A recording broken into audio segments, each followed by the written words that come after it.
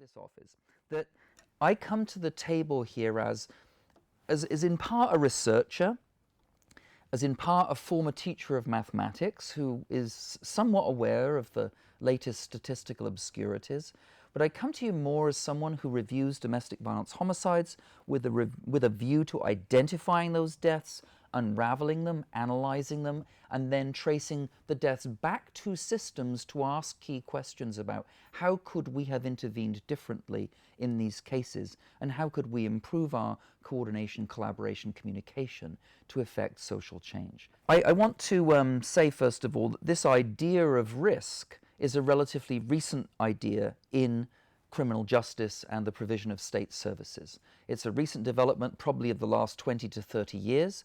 It's part of the development in Western democracies towards rationalizing and bureaucratizing the delivery of state services, and to render those interventions perhaps more predictable, more scientifically legitimate.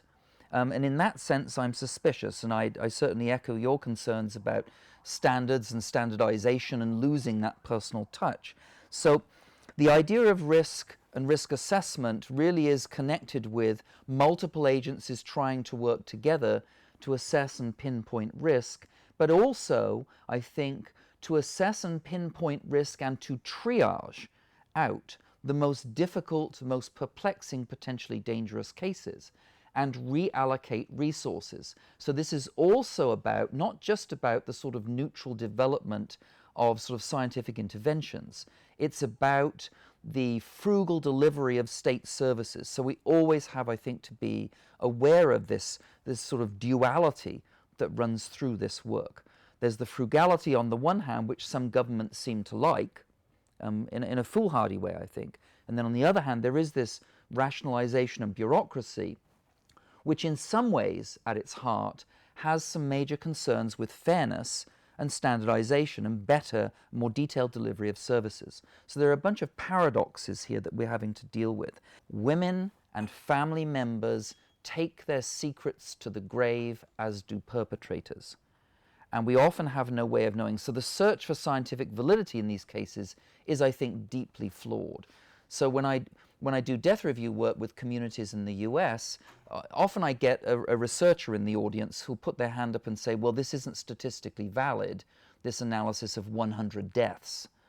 And, we thank them for their participation, and then we say, we're not here for statistical validation, we're here to validate the lives of decedents and their surviving family members to try and put this right. That's the only validation we're about here. We're not after sort of scientific validation necessarily.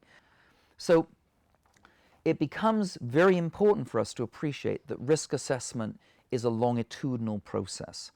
And how to do that seems to me to be a key question. Because if we want to have as our prime concern or of paramount importance the criminal justice response, in other words, if prosecution is our goal and perhaps incarceration is our goal, then protecting the efficacy or the integrity of the information so that we can use it to prosecute is an important goal. How do we do risk assessment in a way that gives us a working sense of risk without necessarily compromising the minutiae of a case that may be used for prosecution? Having attended the same conference that Sandra did in Canada, we can say one thing, and that is that there are subjective and objective components to this. The objective components that I'm going to talk about a little bit later, the so-called red flags or markers, are really important for us to know. They're important for us to know through our training, they're important for us to know as researchers and writers, and they're important for women to be aware of when they themselves engage in safety planning. It's really important that we have that information. But the other thing is that there's a strong subjective component to this that I'm just going to call an atmosphere of extreme danger, a sense. Now that sense is sort of a gestalt, it's a feel. And I'm very encouraged to know that the Americans have moved towards reviewing near deaths now. They're not just doing domestic homicide reviews, they're doing near-death reviews. Which some have done, some states have done, including the state that I live in, Arizona, have done in conjunction sometimes with safety audits, which is a very exciting form of intervention that maybe we can talk about a little later. So risk to who, for how long, of what, and then there are two key words that I always insert into this risk dialogue, which again I know that Laura has in your document, but they're the words context and meaning. The context, be it the cultural context, the circumstantial context, the context is so important. It's important to get a sense of that. So there's a difference here in the research literature around two things, and I think these two things are important. One is what we call exposure reduction. And Laura Dugan's research, published in Law and Society Review in 2003, is very clear on this. Where we have reduced exposure nationally in the US, where we have reduced exposure through things like either mandatory or pro-arrest policies in domestics, where there's probable cause to make an arrest, or where we have introduced orders of protection that reduce exposure. When we look at those policies that we've introduced fairly radically over the last 30 years in the United States, there is clearly a corresponding decline, not only in homicides, but in intimate partner violence. The Bureau of Justice Statistics just issued a report yesterday from the United States, which showed that between 1994 and 2010, there was a 64% reduction in intimate partner violence episodes or incidents in the United States, as evidenced by the National Crime Victimization Survey. That's a pretty radical change. Since the mid-1970s, we've seen about a 35% decline in intimate partner homicides in the United States. That correlate, at least, with these increased interventions. And I say this somewhat hopefully. There is some optimism here, as well as the general daily grind of despair that we work with. And then the other element that I talk about when I do high-risk triaging with police departments in particular is what I call exposure elimination. And in the very high-risk cases, exposure elimination as opposed to exposure reduction ought be the goal. And I think that the progressive police departments in the United States are moving towards this. How do we triage and protect and preserve the dignity and the autonomy of victims and their liberty, and not be condescending to them when we do risk assessments at the same time? So we do all those things, but how do we eliminate exposure? In other words, how do we stop her from seeing him at certain crucial junctures in her life? For example, around the issue of supervised child visitation, or around court appearances, or other things that we deal with when we talk about safety planning. How do we do exposure elimination without being condescending, and is that indeed possible? I interview also in my work perpetrators of domestic homicide. And I probably interviewed 20 over the years, over the last 15, 20 years of doing this work. I do it as part of our Fatality review work. Interviewing a perpetrator of intimate partner homicide is very different than interviewing a perpetrator of straight domestic violence. Once the perpetrator of the homicide knows that you have read the file, you know the facts, that you're not interested in the details of the heinous event itself, you can actually learn quite a bit from the way perpetrators strategized and work systems. So this is interesting. So learning the perspectives of perpetrators and the junctures that they are at in their lives is, I think, really important.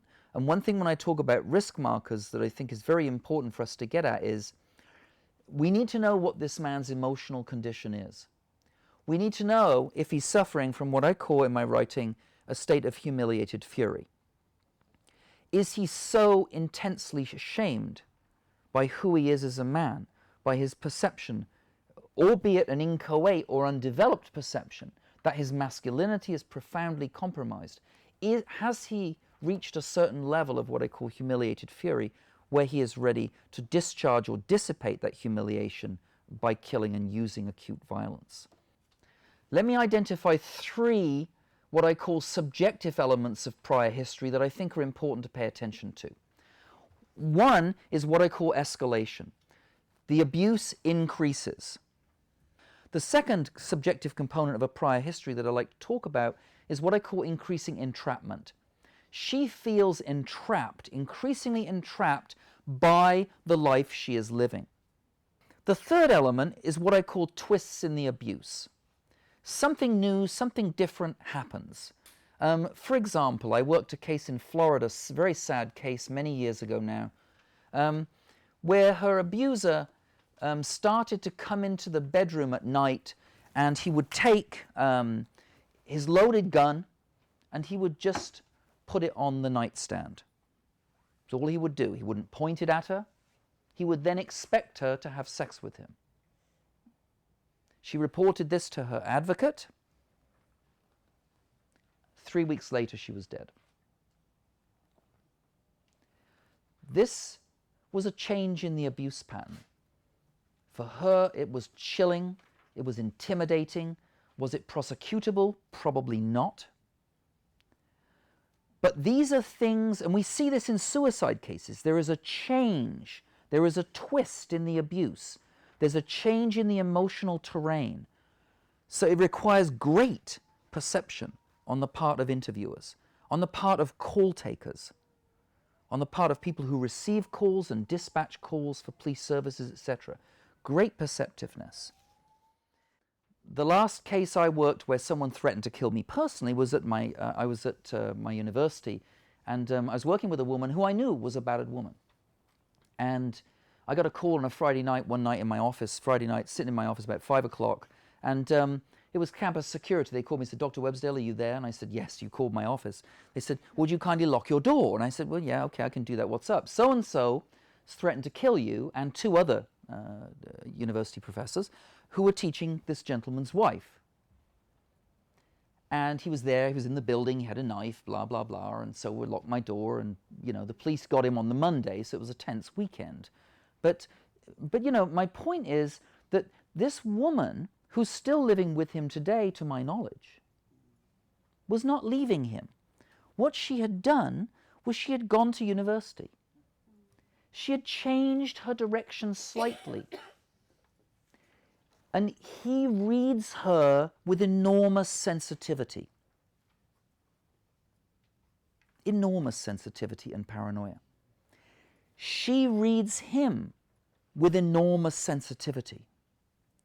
And until we tap into that emotional geometry in the relationship, we're not going to be able to get close to some of these things, because it's the emotional estrangement and the distancing that I think is more important in terms of ascertaining whether there will be a lethal outcome. So working with that, and then to ask the more obviously objective questions, how long is the separation? Is it recent in origin? Kills often occur within the first few days of separation, and certainly the first 3 months. The Canadians have done the best research on this. If you go to our website address is NDV, National Domestic Violence, FRI, Fatality Review Initiative, .org.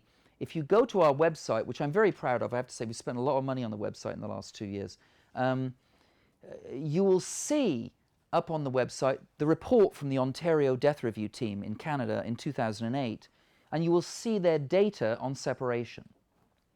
And it's tremendous data. And the Canadians actually list separation as the single most important red flag in the lethality cases, more important than a prior history.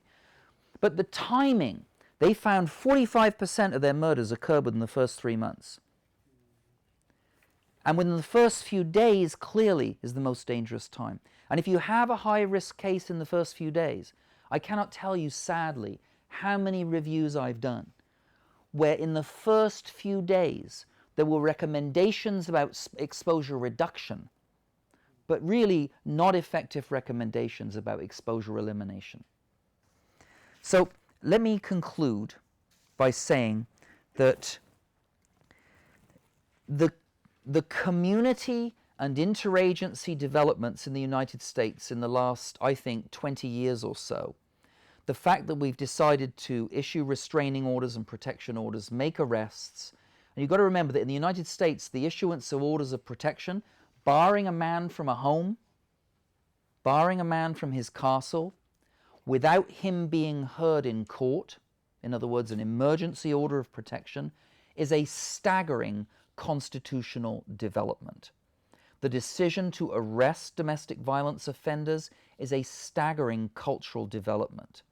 And I would suggest to you that these multi-agency changes, including the risk assessment stuff, have made a huge cultural difference. And these are some of the reasons why we see the decline both in intimate partner assaults and homicides in the United States. Do we have a long way to go? Of course we do. Is it difficult work? Yes, of course it is. But I think Fatality Review, the work that the small contribution that we make at our initiative, Fatality Review, Domestic Homicide Review, is one way of bringing people together in a highly emotionally charged environment to unpick the case, to recommend things that we might do differently. So I think at that point I should really pause and let you talk.